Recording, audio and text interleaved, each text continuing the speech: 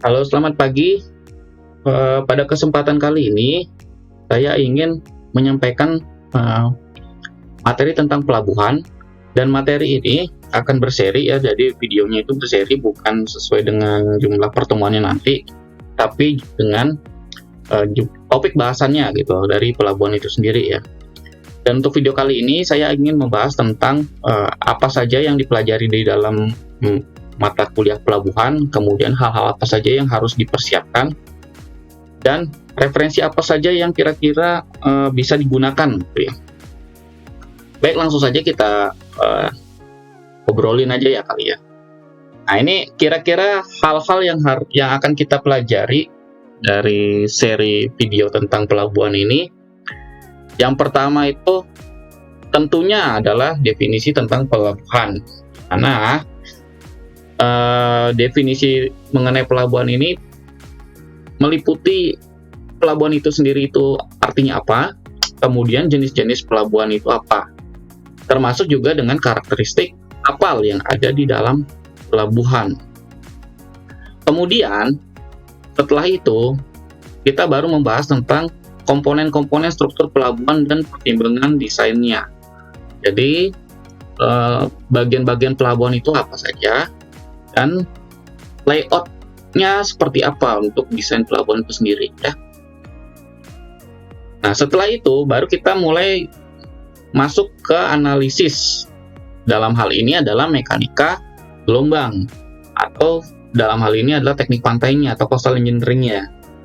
Di mana mekanika gelombang ini yang akan dibahas dalam pelabuhan ini adalah bagaimana gelombang itu dibangkitkan, kemudian deformasinya seperti apa, pengaruhnya terhadap angkutan sedimen itu apa, dan tinggi muka air itu apa. Juga akan dibahas tentang fenomena pasang surut di dalam bahasan coastal engineering dalam perencanaan pelabuhan ini. Setelah itu kita bahas tentang alur pelayaran. Ini komponen yang sangat penting dalam pelabuhan, di mana nanti alur pelayaran itu bagaimana kita membuat suatu kolam pelabuhan atau perairan di pelabuhan itu tetap aman terhadap kapal ketika kapalnya itu dalam keadaan muat penuh dan kapalnya itu dalam kondisi di mana dia berlayar pada surut rendah gitu ya. Jadi kita akan mendesain alur pelayaran di sini. Lalu kemudian kita akan belajar tentang gaya-gaya yang bekerja pada struktur pelabuhan. Nah, itu gaya-gaya apa saja yang mempengaruhi struktur pelabuhan itu sendiri ya. Dari gaya lingkungan, kemudian gaya-gaya yang diakibatkan oleh kapal itu sendiri, dan sebagainya nanti akan kita bahas. Lalu kemudian kita akan mempelajari tentang desain struktur pelabuhannya. Dalam hal ini desain apa saja yang akan dibahas? Yang pertama itu adalah tentang dermaga. Yang kedua itu tentang fender atau sandaran. Yang ketiga itu tentang boulder atau tambatan. Dan yang terakhir itu adalah tentang breakwater-nya. Jadi ini materinya sudah saya desain step by step dari lingkup yang paling umum, kemudian lingkup paling khususnya untuk desain gitu ya. Setelah itu baru kita masuk ke ranah manajemennya, performa dan pelayanan pelabuhan itu seperti apa. Itu bisa dilihat dari tingkat kepadatan dermaganya, kemudian dari kepadatan dermaga dibandingkan dengan dimensi dari dermaga itu sendiri, kemudian kebutuhan gudang, tempat penyimpanan, ya, dan sebagainya. Dan yang terakhir kita akan membahas tentang permasalahan pada pelabuhan serta solusi yang kira-kira cocok itu secara teknis itu apa gitu ya.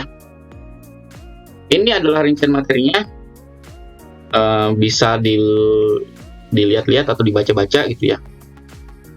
Dan dari semuanya itu ini akan mengacu pada beberapa referensi, tapi referensinya tidak mengikat ya. Jadi selain di nomor 1-6 ini silakan bisa dicari di tempat yang lain selama itu nyambung dengan materinya.